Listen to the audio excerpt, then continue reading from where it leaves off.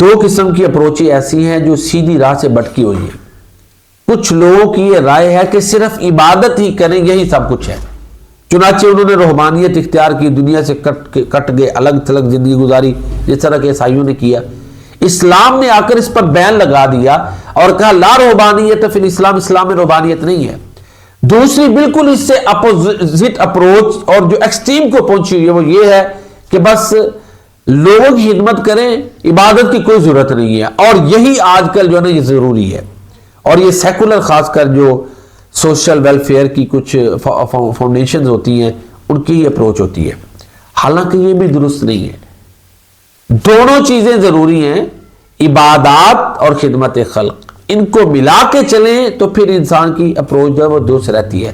اگر کسی ایک پلڑے میں انسان گر جائے اور جھک جائے، ایک پلڑے کی طرف جھک جائے اور دوسرے کو نظر انداز کر دے تو یہ غلط سوچ اور غلط اپروچ ہے. لہذا ایک مسلمان اللہ کی عبادت بھی کرتا ہے اور اللہ کے بندوں کے ساتھ بھلائی بھی کرتا ہے. کسی نے کیا خوب کہا، درد دل کے واسطے پیدا کیا تھا انسان کو، ورنہ طاعت کے لیے کچھ کم نہ تھے کروبیاں.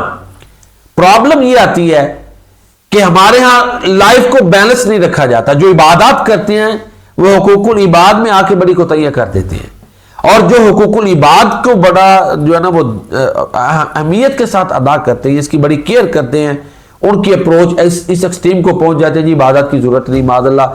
یہاں تک وہ کہتے ہیں جی روزوں کی ضرورت نہیں ہے، یہ نماز کی ضرورت نہیں، حج کی ضرورت نہیں، بس یہ اللہ کے بندوں کی جو نا خدمت کرو، یہ سب کچھ ہے.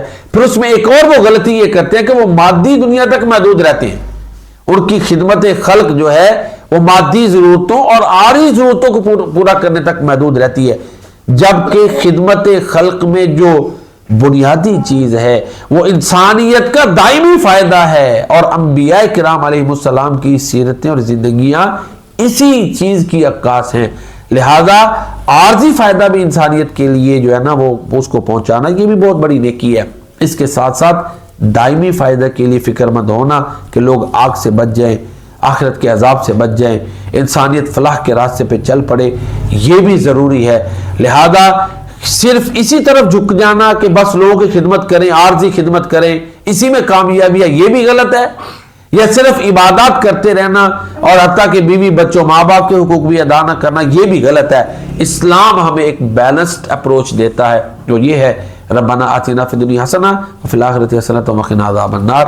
اللہ رب العزت ہمیں اسلام کی جو متوازن سوچ ہے اس کو اپنانے اور اس پر عمل کرنے کی توفیق عطا فرمائے. آمین یا رب العالمین.